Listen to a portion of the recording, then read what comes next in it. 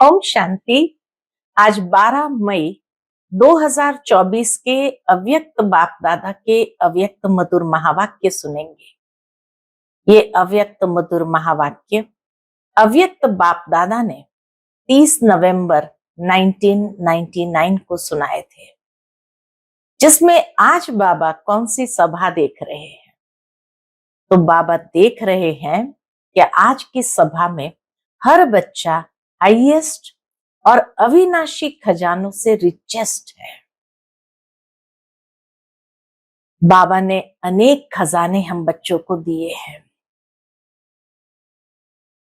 सबसे पहला तो बाबा कहे समय का खजाना, संकल्प का खजाना, बोल का खजाना, सद्गुणों का खजाना, सर्वशक्तियों का खजाना, ज्ञान रत्नों का खजाना। कितने खजाने दिए हैं, और वो भी अविनाशी खजाने, और सबको समान रूप में दिए हैं। तो बाबा ये देख रहे हैं आज कि हर एक बच्चे ने इन खजानों से जमा का खाता कितना बढ़ाया है, और जमा करने के लिए 8 विधियां बाबा ने बताई है कि कैसे जमा का खाता बढ़ाते जाए। क्योंकि ये संगम का समय छोटा सा समय है, और इसके महत्व को जिसने समझा है वो अपने जमा के खाते को बढ़ाते जा रहे हैं। जितना जमा का खाता हमारा भरपूर होगा, उतना बाबा कहे पास विथ ऑनर होंगे और फुल वर्षे के अधिकारी होंगे। इसलिए बाबा कहे बहुत काल का जमा हुआ होगा, बहुत काल तक चलेगा, अर्थात प्रारब्ध भी बहुत काल तक चलेगा। तो वो 8 विधियां कौन सी है जमा करने की जो बाबा ने बताई। इसमें सबसे पहली विधि जो बाबा ने बताई कि संगम के हिसाब को समझो। संगम का हिसाब कौन सा है? 1 का पदम गुना। तो इसीलिए इस समय में जब 1 का पदम गुना प्राप्ति है, जमा होता जा रहा है, अर्थात उसको यथार्थ विधि से सही तरीके से उसको यूज करना आना चाहिए, तब तो 1 का पदम गुना प्राप्ति होगी और जमा होगा। तो देखो कि बाबा की याद में हमने कितने कदम उठाए, तो उतने पदम हमारे जमा हो गए। तो पहली बात जो बाबा ने कहा कि सारे दिन में जितने भी कदम याद में उठाते हैं, उतने पदम जमा होते हैं, जमा करते हो। क्योंकि ये भाग्य स्वयं परम आत्मा द्वारा ऐसा श्रेष्ठ हमें मिला है। तो इसीलिए बाबा कहे अपने खजाने को तो जानते हो, कितने खजाने हैं।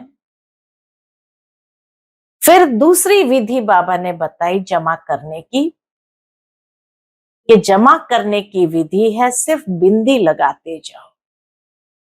आत्मा भी बिंदी, बाप भी बिंदी, और ड्रामा भी बिंदी। अर्थात ड्रामा में जो कुछ बीत चुका वह भी फुल स्टॉप, अर्थात बिंदी। अगर हर खजाने को बिंदी रूप से याद करो तो बाबा कहे जमा होता जाता है। तो बाबा कहे विधि बहुत सहज है। स्वमान अर्थात स्वयं को आत्मा समझ, स्वयं को आत्मा बिंदी समझ, और बाप बिंदी की याद तथा फालतू बातों को फुल स्टॉप लगा देना। तो बाबा कहे जमा का खाता बढ़ता जाएगा। फिर तीसरी विधि बाबा बताते हैं कि रोज अमृत वेले अपने आप को ये 3 बिंदियों का तिलक लगा दो, तो हर खजाना भी व्यर्थ नहीं जाएगा। भावार्थ बाबा का ये कि जब अपने आप को ये 3 बिंदियों की स्मृति का तिलक लगाएंगे तो कोई भी खजाना व्यर्थ नहीं होगा। हर समय हर खजाना जमा होता जाएगा। अमृत वेले जब ये स्मृति का तिलक लगा देते हैं 3 बिंदियों का और सारा दिन स्मृति स्वरूप होते जाएंगे तो जमा का खाता भी बढ़ता जाएगा। और समय का महत्व सदा याद रहे कि हर समय को हमें सफल करना है। तो इसीलिए स्मृति का तिलक लग गया तो समय के महत्व को समझ लिया। तो बाबा कहे समय, संकल्प और बोल तीनों के ऊपर सहजता से अटेंशन रहेगा और वो व्यर्थ में नहीं जाएगा, लेकिन जितना सफल होता गया उतना जमा होता गया। तो ये तीसरी विधि। चौथी विधि बाबा ने बहुत सुंदर बताई कि अमृत वेले बाबा सुनते हैं बच्चे बहुत अच्छे अच्छे वायदे करते हैं, ये करेंगे, ये बनेंगे, ऐसा करेंगे, संकल्प बहुत अच्छा करते हैं। बाप दादा भी खुश हो जाते हैं वो संकल्प को सुन करके। लेकिन बाबा कहे संकल्प कर लेने से जमा नहीं होता है। जिस तरह कोई व्यक्ति अगर दान करने का संकल्प करे लेकिन दान करे नहीं तो जमा कैसे होगा। ठीक इसी तरह बाबा कहे बहुत अच्छे अच्छे वायदे कर लिए लेकिन प्रैक्टिकल कर्म में नहीं आए तो जमा कैसे हुए। तो वायदा करना एक बात है, लेकिन कर्म में जब ले आते हैं माना वायदा को निभाना, तो संकल्प और कर्म को, प्लान और प्रैक्टिकल दोनों को समान बनाओ। ये चौथी विधि बाबा ने बताई जमा करने की। पांचवी विधि बाबा ने बहुत सुंदर बताई कि ब्राह्मण जीवन का महत्व बहुत बड़ा है, प्राप्तियां बहुत बड़ी है, स्वमान बहुत बड़ा है और संगम के समय पर बाप का बनना यह बड़े ते बड़ा पदम गुना भाग्य है। तो ईश्वरीय नशा रहे, जितना ये ईश्वरीय नशा इमर्ज रहेगा, निश्चय है लेकिन निश्चय की निशानी है रूहानी नशा। तो जितना ये नशा इमर्ज रूप में होगा तो हर सेकंड जमा होता जाएगा। जिस तरह दुनिया के अंदर भी किसी व्यक्ति ने अगर कोई प्राप्ति कर लिया और उसका नशा हो तो नेचुरल है कि वो नशा उसको कभी थकाएगा नहीं और इतना कार्य करेगा उस नशे के कारण और कभी थकावट नहीं लगेगी, हल्कापन महसूस करेगा। तो इसीलिए बाबा कहते हैं तो ये रूहानी नशा हर समय इमर्ज रूप में होगा तो हर सेकंड जमा होता जाएगा।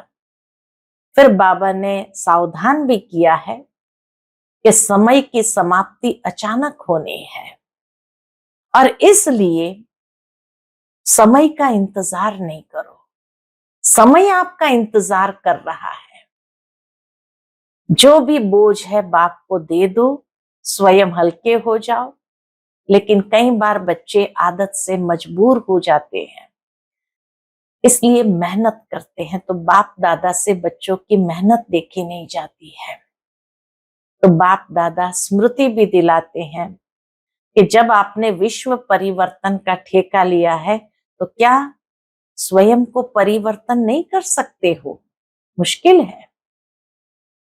फिर और एक विधि बाबा ने, छठी विधि बाबा ने जमा करने की बताई कि अपने तकदीर की तस्वीर को देखो कि तकदीर की तस्वीर कैसी है। तो हमेशा वाह वाह के गीत गाएंगे, वाह मेरी तकदीर, वाह मेरा बाबा और वाह मेरा परिवार। बाबा कहे इस ब्राह्मण जीवन में सदा वाह वाह है, हाय हाय है ही नहीं। अगर शारीरिक बीमारी भी है हिसाब किताब के कारण तो भी हाय हाय नहीं करो। क्यों? क्योंकि ये बोझ उतर रहा है। मान लो कि आपके ऊपर 10 गुना बोझ हो, 10 मण का बोझ हो और ये शारीरिक बीमारी के द्वारा 3-4 मण उतर रहा हो तो इसको हाई हाई करेंगे या वाह वाह करेंगे? तो माना नेगेटिव को भी पॉजिटिव में चेंज करना, वाह वाह के गीत गाना माना पॉजिटिव हो जाना। तो बाबा कहे ब्राह्मण जीवन में कुछ भी हो जाए पॉजिटिव रूप में देखो तो जमा होता जाएगा, परिवर्तन हो जाएगा। नेगेटिव को पॉजिटिव करो तो बाबा कहे जितना ये पॉजिटिव करते जाएंगे उतना जमा का खाता बढ़ता जाएगा। फिर और एक विधि बाबा ने बताई, 7वीं विधि, कि बाबा कहे योग की अग्नि को पावरफुल बनाओ। योग की अग्नि को कैसे पावरफुल करेंगे? तो बाबा कहे लगन की अग्नि को बढ़ाओ। कोई भी हिसाब किताब योग अग्नि से उसको भस्म कर लो। तो समझा बाबा के जमा का खाता कैसे बढ़ाना है। तो एक तरफ भाव और भावना बोल से प्रकट होती है, तो अगर माया की भाव और भावना वाला बोल है तो उसमें ईर्ष्या, हसद, घृणा होंगी। लेकिन बाबा कहे जितना आपके बोल के अंदर आत्मिक भाव और शुभ भावना होंगी उतना हर खजाना जमा होता जाएगा। तो जितना हर खजाना जमा करते जाएंगे उतना पास विथ ऑनर होते जाएंगे। तो सर्व खजानों के खाते भरपूर हो, जमा किया हुआ और संपन्न हो, उतना बाबा के पास विथ ऑनर हो जाएंगे। और अंतिम विधि बाबा ने बताई कि अशरीरी बनकर 1 सेकंड में अशरीरी होकर परम धाम में बाबा के पास जाकर बैठ जाओ। तो सर्वशक्तिमान की शक्ति स्वयं में भरती जाएगी और खाता बढ़ता जाएगा, अनेक गुना बढ़ता जाएगा। तो ये 8 विधि बाबा ने बताई कि कैसे हमें संगम युग पर जमा का खाता बढ़ाना है। तो सुनते हैं आज के बाबा के अनमोल मधुर महावाक्य। ओम शांति।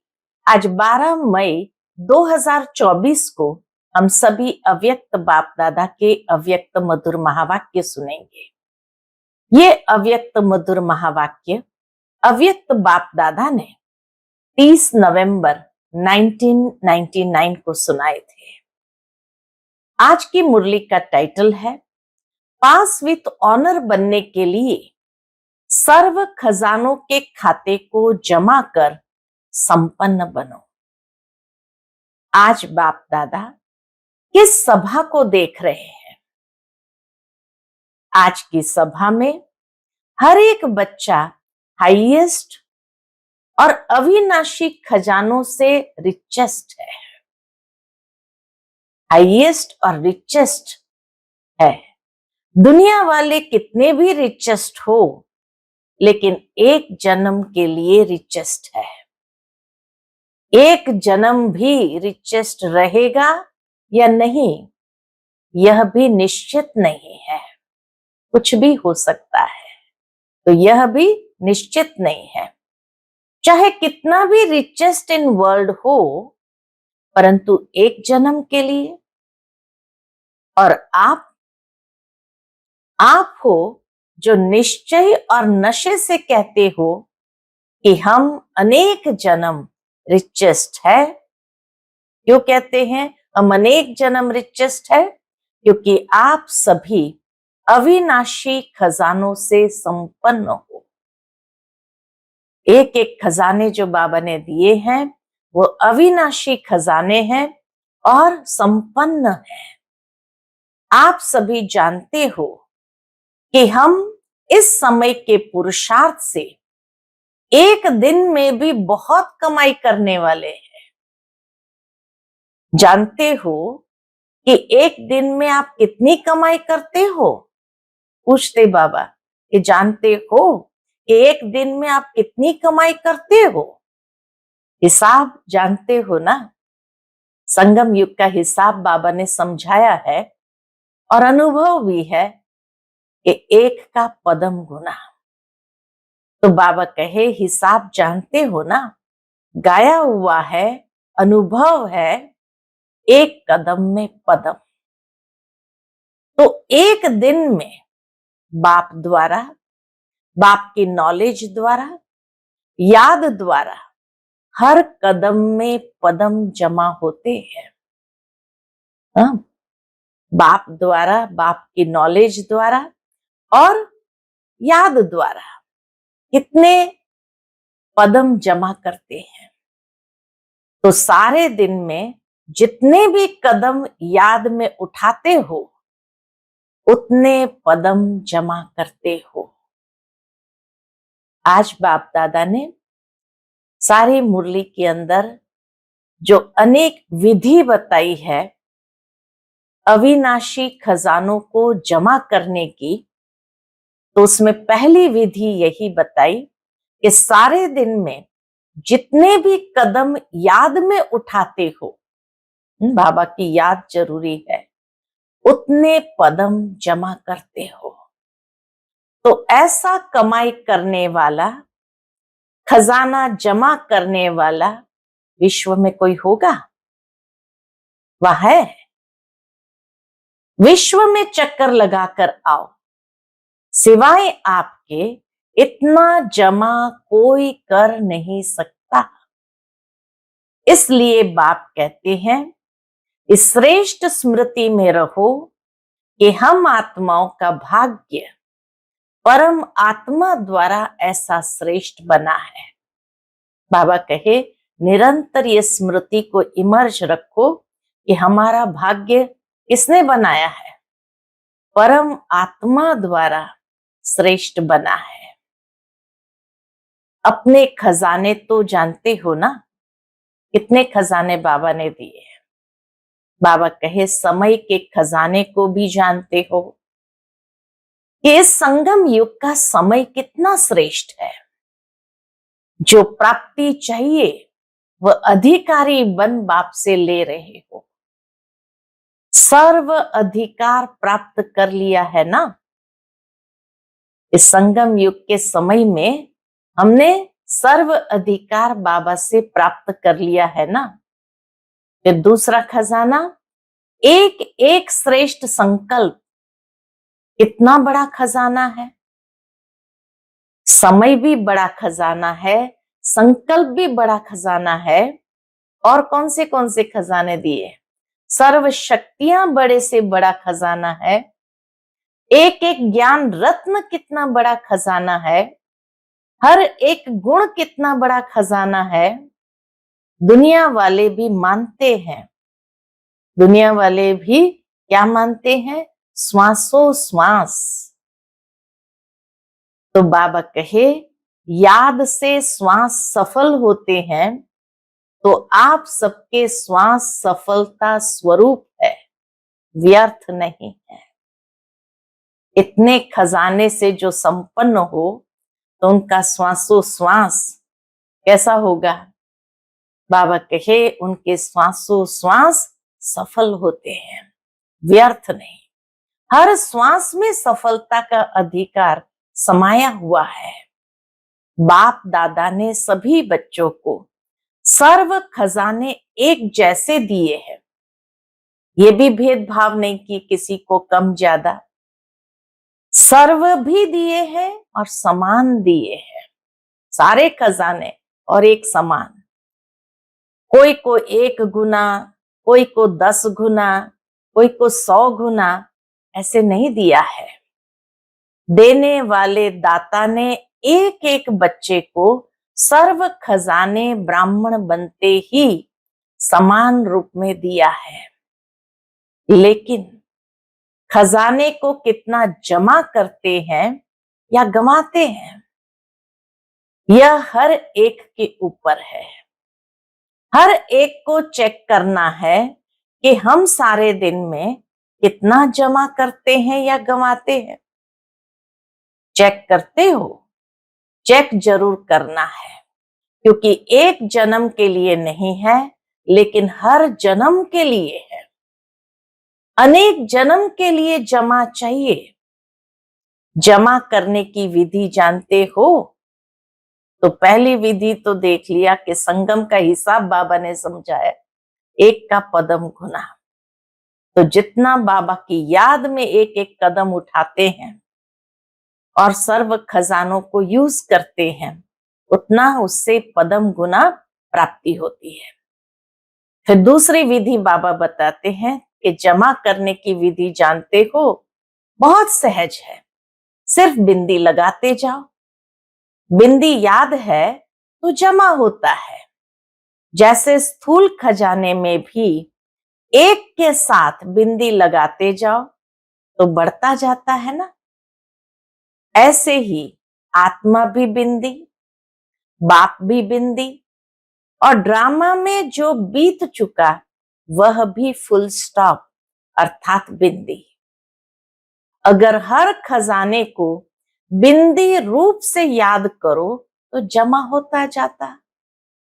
अनुभव है ना, बिंदी लगाई और व्यर्थ से जमा होता है। जो व्यर्थ के खाते में जा रहा था, समय, शक्ति, श्वास, तो बाबा कहे बिंदी लगा दी और व्यर्थ से ट्रांसफर हो गया, जमा होता जाता है। बिंदी लगानी आती है ना। कई बार ऐसे होता है जो कोशिश करते हो बिंदी लगाने की, लेकिन बिंदी के बजाय लंबी लाइन हो जाती है। बिंदी नहीं लगती है, पेन आगे से आगे चलती जाती तो लंबी लाइन हो जाती है। बिंदी के बजाय क्वेश्चन मार्क हो जाता, आश्चर्य की लाइन लग जाती है। तो या तो लंबी लकीर खींच जाती, या क्वेश्चन मार्क लग जाता, या आश्चर्य की मात्रा लग जाती है।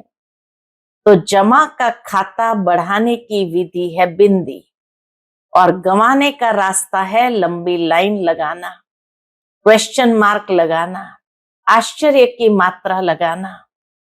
तो सहज है ना बिंदी लगाना, तो सहज है ना। कैसे लगानी है बिंदी? तो विधि बहुत सहज है। स्वमान में, यानी स्वयं को आत्म बिंदी समझकर, और बाप की याद, बाबा बिंदी की याद, तथा फालतू को फुल स्टॉप लगाना।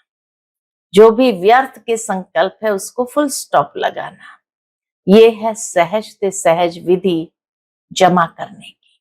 बिंदी बन, बिंदी बाप को याद करते हुए हर पुरानी बात को बिंदी लगाते जाओ। ये है दूसरा तरीका जमा करने का। बाप दादा ने पहले भी कहा। अब तीसरी विधि बाबा बताते जमा करने की। क्या कहा है? रोज अमृत वेले अपने आप को 3 बिंदियों की स्मृति का तिलक लगाओ, तो एक खजाना भी व्यर्थ नहीं जाएगा। बाबा का वरदान है, अगर सुबह सुबह 3 बिंदी का तिलक लगा दिया तो एक भी खजाना व्यर्थ नहीं जाएगा। हर समय हर खजाना जमा होता जाएगा। बाप दादा ने सभी बच्चे के हर खजाने को जमा का चार्ट देखा। तो क्या देखा बाबा ने? उसमें क्या देखा? अभी तक भी जमा का खाता जितना होना चाहिए उतना नहीं है। समय, संकल्प, बोल, ये 3 विशेष खजाने, समय, संकल्प, बोल, व्यर्थ भी जाता है। चलते चलते कभी समय का महत्व इमर्ज रूप में कम होता है। अगर समय का महत्व सदा याद रहे, इमर्ज रहे, तो समय को और ज्यादा सफल बना सकते हैं। तो तीसरी विधि बाबा ने बताई कि अमृत वेले 3 बिंदी लगाओ और सारा दिन फिर उसके स्मृति स्वरूप होकर के रहो। तो जितना स्मृति स्वरूप होकर के रहेंगे, समय के विषय में भी जागृति हो, संकल्प के विषय में जागृति हो, और बोल के विषय, तो उसको ज्यादा से ज्यादा सफल बना सकते हैं। सारे दिन में साधारण रूप से समय चला जाता है, गलत नहीं लेकिन साधारण। ऐसे ही संकल्प भी बुरे नहीं चलते लेकिन व्यर्थ चले जाते हैं। 1 घंटे की चेकिंग करो, हर घंटे में समय या संकल्प कितने साधारण जाते हैं, जमा नहीं होते हैं। फिर बाप दादा इशारा भी देते हैं, तो बाप दादा को भी दिलासे बहुत देते हैं। क्या दिलासे देते हैं? बाबा ऐसे थोड़ा सा संकल्प है बस, बाकी नहीं। संकल्प में थोड़ा चलता है, संपूर्ण हो जाएंगे, ठीक हो जाएंगे। अभी अंत थोड़ी आया है, थोड़ा समय तो पड़ा है, समय पर संपन्न हो जाएंगे। लेकिन बाप दादा ने बार बार कह दिया है कि जमा बहुत समय का चाहिए, बहुत काल का चाहिए। ऐसे नहीं जमा का खाता अंत में संपन्न करेंगे, समय आने पर बन जाएंगे। बहुत समय का जमा हुआ, बहुत समय चलता है। वो प्रारब्ध भी बहुत समय चलता है। वर्षा लेने में तो सभी कहते हम तो लक्ष्मी नारायण बनेंगे। अगर हाथ उठवाएंगे कि त्रेता युगी बनेंगे तो कोई नहीं हाथ उठाता, और लक्ष्मी नारायण बनेंगे तो सभी हाथ उठाते। अगर बहुत समय का जमा का खाता होगा तो पूरा वर्षा मिलेगा। पूरा वर्षा यानी 100% सतयुगी राजधानी का वर्षा। अगर थोड़ा सा जमा होगा तो फुल वर्षा कैसे मिलेगा? इसलिए तीसरी विधि स्मृति स्वरूप होकर के हर समय, हर संकल्प और हर बोल को उस जागृति के साथ बोलो, और बहुत काल का ये जमा होगा तब फुल वर्षा मिलेगा।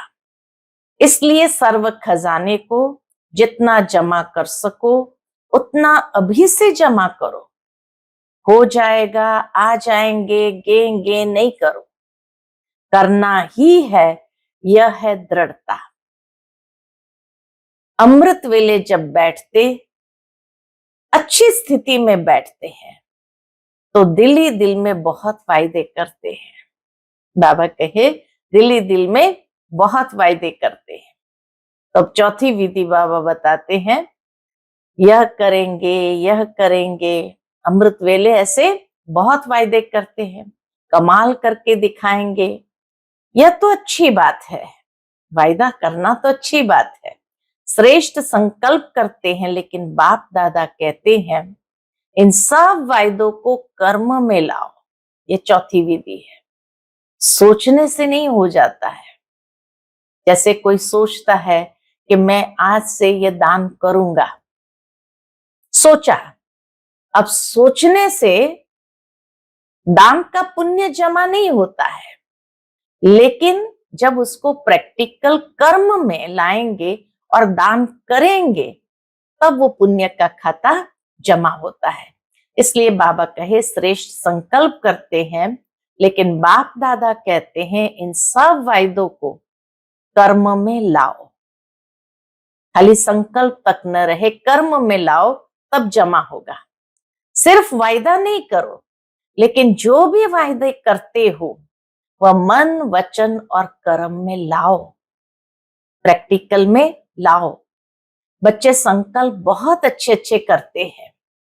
बाप दादा उस समय खुश होते हैं क्योंकि हिम्मत तो रखते हैं ना, यह बनेंगे, यह करेंगे। हिम्मत बहुत अच्छी रखते हैं, तो हिम्मत पर बाप दादा खुश होते हैं।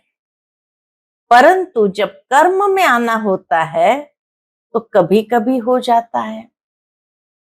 वायदा करना बहुत सहज है, लेकिन कर्म में करना माना वायदा निभाना। जो वायदा किया है उसको निभाना कब कहेंगे? जब उसको कर्म में, प्रैक्टिकल में लाएंगे। वायदा करने वाले तो बहुत है, लेकिन निभाने में नंबरवार हो जाते हैं। तो संकल्प और कर्म को, प्लान और प्रैक्टिकल दोनों को समान बनाओ तो जमा होता जाएगा। बना सकते हो ना। बाबा के सामने उस समय 3 विंग्स के लोग आए थे, बिजनेस विंग के, साइंटिस्ट एंड इंजीनियर्स विंग के और रूरल डेवलपमेंट वाले। तो बाबा कहे बिजनेस वाले आए हैं, बिजनेस वाले तो बिजनेस करना जानते हो ना, जमा करना जानते हैं ना, और इंजीनियर व वैज्ञानिक भी प्रैक्टिकल में काम करते हैं। और जो रूरल यानी ग्रामीण प्रभाग वाले हैं, बाप दादा उन्हों को रूलर कहते हैं, राज्य करने वाले। क्योंकि अगर यह सेवा नहीं करे, ग्रामीण विभाग वाले अगर सेवा नहीं करते तो कोई नहीं चल पाते। अनाज ही नहीं उगाए तो किसको खाने का भोजन मिलेगा? तो कोई नहीं चल पाते। तो तीनों ही विंग जो आए हैं वो कर्म करने वाली है, सिर्फ कहने वाले नहीं, करने वाले हैं। तो सभी वायदे कर्म में निभाने वाली आत्माएं हो ना, या सिर्फ वायदा करने वाली हो। वायदे के समय तो बाप दादा को हिम्मत दिखाकर खुश कर देते हैं। बाप दादा के पास हर एक बच्चे के वायदों का फाइल है। वहां वतन में वायदों का फाइल रखने के लिए अलमारी व जगह की तो बात ही नहीं है। कभी कभी बाप दादा अपने अलौकिक टीवी अचानक खोलते हैं, सदा नहीं खोलते हैं, कभी कभी खोलते हैं, तो सब सुनने में आता है। जो आपस में बोल चाल करते हैं वह भी सुनते हैं। इसलिए बाप दादा कहते हैं व्यर्थ को क्या करो? परिवर्तन। व्यर्थ को जमा के खाते में जमा करो। व्यर्थ को छोड़ना है और जमा के खाते में जमा करो, परिवर्तन जो किया है। तो ये है चौथी विधि। अब पांचवी विधि बाबा बहुत सुंदर बताते हैं। ब्राह्मण अर्थात अलौकिक। ब्राह्मण जीवन का महत्व बहुत बड़ा है, प्राप्तियां बहुत बड़ी है, स्वमान बहुत बड़ा है, और संगम के समय पर बाप का बनना ये बड़े से बड़ा पदम गुना भाग्य है। ब्राह्मण जीवन का महत्व बहुत बड़ा है, प्राप्तियां बहुत बड़ी है, स्वमान बहुत बड़ा है, और संगम के समय पर बाप का बनना ये बड़े से बड़ा पदम गुना भाग्य है। इसलिए बाप दादा कहते हैं कि हर खजाने का महत्व रखो। जैसे दूसरों को भाषण में संगम युग की कितनी महिमा सुनाते हो। अगर आपको कोई टॉपिक देवे कि संगम युग की महिमा करो तो कितना समय कर सकते हो? 1 घंटा कर सकते हो? टीचर्स बोलो, जो कर सकता है वह हाथ उठाओ। 1 घंटे तक संगम युग के महत्व पर भाषण करना। बाबा कहे वह हाथ उठाओ। तो जैसे दूसरों को महत्व सुनाते हो, महत्व जानते बहुत अच्छा हो, बाप दादा ऐसे नहीं कहेगा कि जानते नहीं है। जब सुना सकते हैं तो जानते, तब तो सुनाते हैं। सिर्फ है क्या कि मर्ज हो जाता है, वो महत्व मर्ज हो जाता है। इमर्ज रूप में स्मृति रहे, वह कभी कम हो जाता, कभी ज्यादा। तो अपना ईश्वरीय नशा इमर्ज रखो। हाँ मैं तो हो गई, हो गया नहीं, प्रैक्टिकल में हूं, हो गया नहीं, मैं हूं। यह इमर्ज रूप में हो, निश्चय है, लेकिन निश्चय की निशानी है रूहानी नशा। तो सारा समय नशा रहे, रूहानी नशा। मैं कौन? यह नशा इमर्ज रूप में होगा तो हर सेकंड जमा होता जाएगा। जितना स्मृति स्वरूप होकर के संगम के महत्व को इमर्ज रूप में रखेंगे अपनी स्मृति में, उतना हर सेकंड जमा होता जाएगा। तो आज बाप दादा ने जमा का खाता देखा। इसलिए आज विशेष अटेंशन दिला रहे हैं कि समय की समाप्ति अचानक होनी है। ये नहीं सोचो कि मालूम तो पड़ता रहेगा, समय पर ठीक हो जाएंगे। जो समय का आधार लेता है, समय ठीक कर देगा या समय पर हो जाएगा, उनका टीचर कौन? समय या स्वयं परमात्मा? बहुत गहरी बात बाबा ने यहाँ कही है। परमात्मा से संपन्न नहीं बन सके। बाबा ने इतने महावाक्य उच्चारण किए तो संपन्न नहीं बन सके, और समय संपन्न बनाएगा तो इसको क्या कहेंगे? समय आपका मास्टर है या परमात्मा आपका शिक्षक है? तो ड्रामा अनुसार अगर समय आपको सिखाएगा या समय के आधार पर परिवर्तन होगा, तो बाप दादा जानते हैं कि प्रारब्ध भी समय पर मिलेगी, क्योंकि समय टीचर है। समय आपका इंतजार कर रहा है।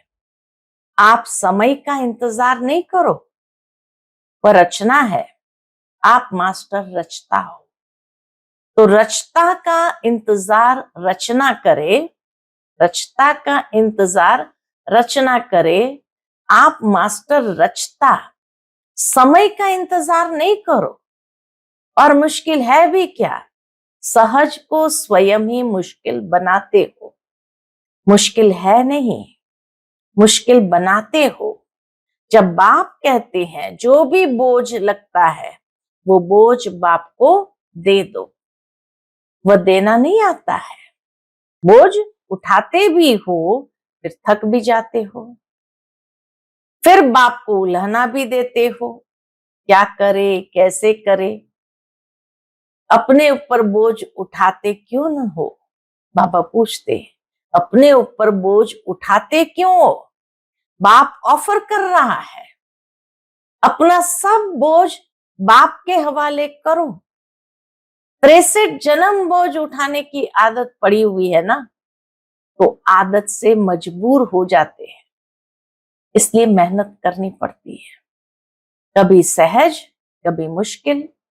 या तो कोई भी कार्य सहज होता या मुश्किल होता, कभी सहज कभी मुश्किल। क्यों? कोई कारण होगा ना। और कारण क्या है? आदत से मजबूर हो जाते हैं। और बाप दादा को बच्चों की मेहनत करना ये सबसे बड़ी बात लगती है, अच्छी नहीं लगती। जब बच्चे मेहनत करे, मजदूरी करे, तो बाबा को अच्छी नहीं लगती है। मास्टर सर्वशक्तिमान और मुश्किल, टाइटल अपने को क्या दिया है? मुश्किल योगी या सहज योगी? पूछते बाबा, क्या है टाइटल? मुश्किल योगी या सहज योगी? नहीं तो अपना टाइटल चेंज करो कि हम सहज योगी नहीं है, कभी सहज योगी है, कभी मुश्किल योगी। और योग है ही क्या? बस याद करना है ना। और पावरफुल योग के सामने मुश्किल हो ही नहीं सकती। तो छठा तरीका, छठी विधि बाबा बताते हैं, योग। पावरफुल योग के सामने मुश्किल हो ही नहीं सकती। योग लगन की अग्नि है।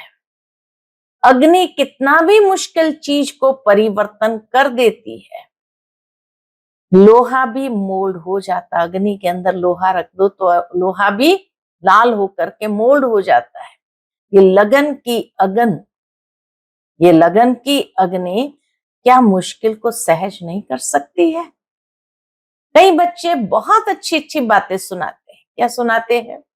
बाबा क्या करे, वायुमंडल ऐसा है, साथी ऐसे हैं, हंस बगुले हैं, क्या करे, पुराने हिसाब किताब है, बातें बहुत अच्छी अच्छी करते हैं। बाप पूछते हैं, आप ब्राह्मणों ने कौन सा ठेका उठाया है? ठेका उठाया है कौन सा? विश्व परिवर्तन करेंगे। तो जो विश्व परिवर्तन करता है वह अपनी मुश्किल को नहीं मिटा सकते। बाबा कहे है विश्व परिवर्तन, तो क्या अपनी मुश्किल को नहीं मिटा सकते? तो आज क्या करेंगे? जमा का खाता बढ़ाओ। तो 6 तरीके तो बाबा ने बता दिए, कौन से। सबसे पहला, हर कदम बाबा की याद में उठाओ तो पदम जमा होगा। दूसरा तरीका बताया, बिंदी लगाओ। बिंदी बन बिंदी बाप को याद करो और हर पुरानी बात को बिंदी लगाओ। तीसरी बात बाबा ने कही, अमृत वेले 3 बिंदियों का तिलक लगाओ और स्मृति स्वरूप होकर कर्म करो। चौथा तरीका बाबा ने बताया कि जहां स्मृति इमर्ज रूप में रहे कि हम कौन है, नशा रहे और हमें पढ़ाने वाला कौन है,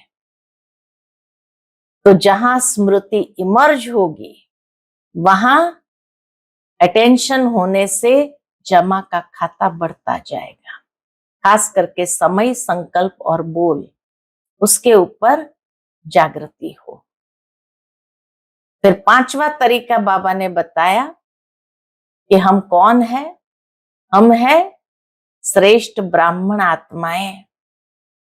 तो बाबा कहे, ब्राह्मण आत्माएं जो संकल्प रचती है वायदों के रूप में, तो बाबा के संकल्प करते हैं बहुत अच्छा, बाबा भी खुश हो जाते हैं, लेकिन उस संकल्प को कर्म में, प्लान को प्रैक्टिकल में लाओ, तब जमा होगा। तो इसीलिए बाबा कहे, अब परिवर्तन करो, चेंज करो और जमा का खाता बढ़ाओ। तो इसीलिए बाबा कहे कि आज बाबा क्या देख रहे थे कि ब्राह्मण जीवन का महत्व क्या है, कि हर सेकंड उस महत्व को इमर्ज रूप में रखेंगे तो जमा होता जाएगा। तो आज क्या करेंगे? जमा का खाता बढ़ाओ। तो जो कहते हो सहज योगी, ये अनुभव करेंगे, कभी मुश्किल कभी सहज, इसमें मजा नहीं है। ब्राह्मण जीवन है मजे की, संगम युग है मजे का युग, बोझ उठाने का युग नहीं है, बोझ उतारने का युग है। तो चेक करो, अपने तकदीर की तस्वीर नॉलेज के आईने में अच्छी तरह से देखो। आईना तो है ना, आईना कौन सा है? नॉलेज के आईने में देखो। तो बाबा कहे, आईना तो है ना या नहीं है? टूट तो नहीं गया है ना? सभी को आईना मिला है। माताएं, आईना मिला है या चोरी हो गया है? पांडव तो संभालने में होशियार है ना। आईना है, हाथ तो अच्छा उठाया, अच्छा है। तकदीर की तस्वीर देखो और सदा अपने तकदीर की तस्वीर देख वाह वाह के गीत गाओ। हाँ, तो ये और एक विधि बाबा ने बताई, वाह वाह के गीत गाओ। वाह मेरी तकदीर, वाह मेरा बाबा, वाह मेरा परिवार। परिवार भी वाह वाह है, ऐसे नहीं यह तो बहुत वाह वाह है, ये थोड़ा ऐसा है। बाबा के ऐसा नहीं है, ये नहीं, सबको वाह वाह के रूप में देखो। वाह मेरा परिवार, वाह मेरा भाग्य और वाह मेरा बाबा। ब्राह्मण जीवन अर्थात वाह वाह, हाय हाय नहीं। शारीरिक व्याधि में भी हाय हाय नहीं। क्यों हाय हाय नहीं करना है? इतना गुह्य रहस्य बाबा ने बताया और जमा करने की विधि बताई।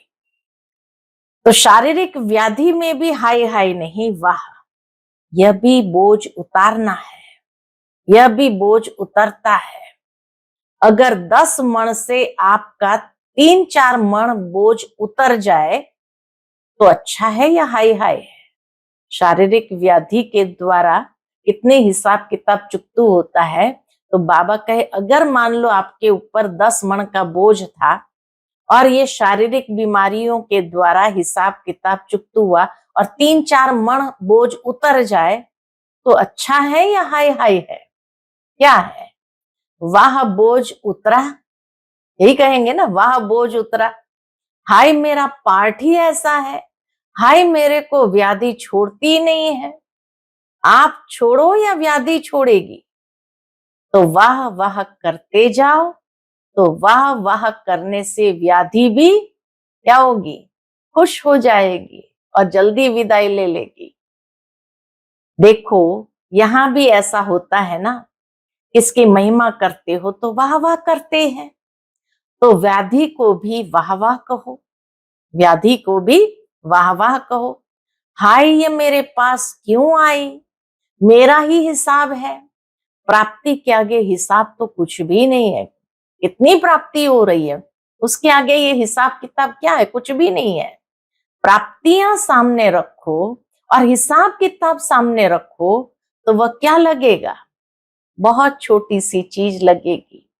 मतलब तो ब्राह्मण जीवन में जमा का खाता कैसे बढ़ाना है, तो मतलब तो ब्राह्मण जीवन में कुछ भी हो जाए पॉजिटिव रूप में देखो।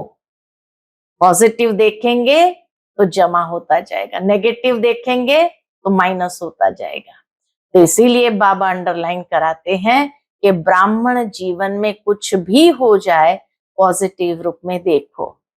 नेगेटिव से पॉजिटिव करना तो आता है ना, नेगेटिव पॉजिटिव का कोर्स भी तो कराते हो ना, तो उस समय अपने आप को कोर्स कराओ तो मुश्किल सहज हो जाएगा। मुश्किल शब्द ब्राह्मणों की डिक्शनरी में नहीं होना चाहिए। अच्छा, कोई भी हिसाब है ना कोई आत्मा से है, शरीर से है, प्रकृति से है, क्योंकि प्रकृति के ये 5 तत्व भी कई बार मुश्किल का अनुभव कराते हैं। कोई भी हिसाब किताब योग अग्नि में भस्म कर लो। समझा क्या करना है, जमा का खाता बढ़ाओ। बोल में भी साधारण बोल नहीं, बोल में भी भिन्न भिन्न भाव और भावना होती है, और बोल द्वारा भाव और भावना का पता पड़ जाता है। तो सदा जो भी बोल बोलो उसमें आत्मिक भाव हो और शुभ व श्रेष्ठ भावना हो, आत्मिक भाव हो और शुभ व श्रेष्ठ भावना हो, बोल भी और भावना भी। माया की जो भावना है वह है ईर्ष्या, हसद, घृणा, ये माया की भावना है। सदा शुभ भाव और भावना हो ऐसा है, चेक करना।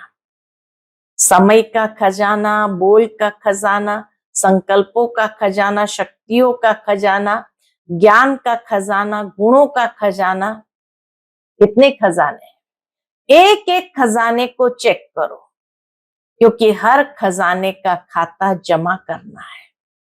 इन सर्व खजानों का खाता भरपूर हो तब कहेंगे फुल मार्क्स, अर्थात पास विथ ऑनर्स।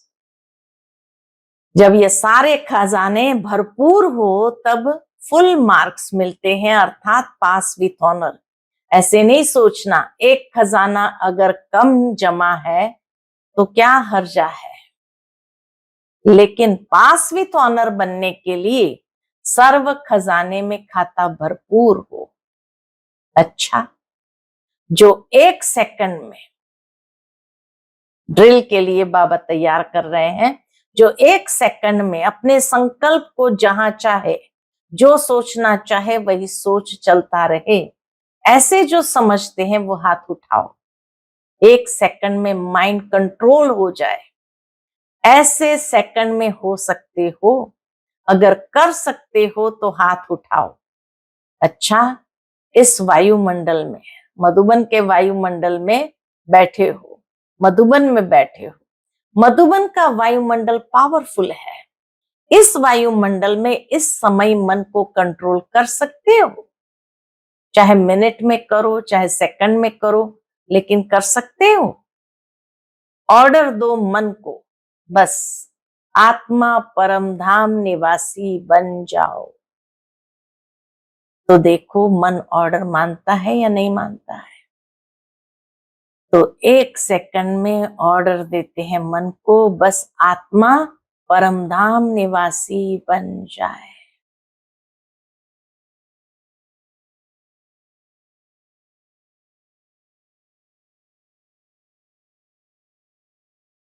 अच्छा, चारों ओर के सर्व खजानों के मालिक बच्चों को सदा मुश्किल को सेकंड में परिवर्तन करने वाले, सदा सहज योगी, सदा संकल्प समय बोल कर्म को श्रेष्ठ बनाने वाले, सदा बचत का खाता बढ़ाने वाले, सदा मन के मालिक, मन बुद्धि संस्कारों को ऑर्डर में चलाने वाले ऐसे स्वराज्य अधिकारी बच्चों को, चाहे देश में है चाहे विदेश में है, लेकिन दिल से दूर नहीं है, ऐसे चारों ओर के बच्चों को बाप दादा का याद प्यार और नमस्ते। हम सब रूहानी बच्चों की रूहानी माता पिता बाप दादा को याद प्यार, गुड मॉर्निंग और नमस्ते। नमस्ते, शुक्रिया बाबा, शुक्रिया। आज का बाप दादा का मधुर वरदान है, ऊंचा बाप, ऊंचे हम और ऊंचा कार्य। इस स्मृति से शक्तिशाली बनने वाले बाप समान भव। ऊंचा बाप, ऊंचे हम और ऊंचा कार्य, इस स्मृति से शक्तिशाली बनने वाले बाप समान भव। जैसे आजकल की दुनिया में कोई वीआईपी का बच्चा होगा तो वो अपने को भी वीआईपी समझेगा, लेकिन बाप से ऊंचा तो नहीं है ना। हम ऐसे ऊंचते ऊंच बाप की संतान, ऊंची आत्माएं हैं। यह स्मृति शक्तिशाली बनाती है। ऊंचा बाप, ऊंचे हम और ऊंचा कार्य, ऐसी स्मृति में रहने वाले सदा बाप समान बन जाते हैं। सारे विश्व के आगे श्रेष्ठ और ऊंची मालाएं आपके सिवाय कोई नहीं है। आपके सिवाय इतनी ऊंची श्रेष्ठ माला में और कोई नहीं है, इसलिए आपका ही गायन और पूजन होता है। आज का स्लोगन है, संपूर्णता के दर्पण में सूक्ष्म लगाव को चेक करो और मुक्त बनो। जा, संपूर्णता के दर्पण में सूक्ष्म लगाव को चेक करो और मुक्त बनो, और मुक्त बनो। अच्छा, ओम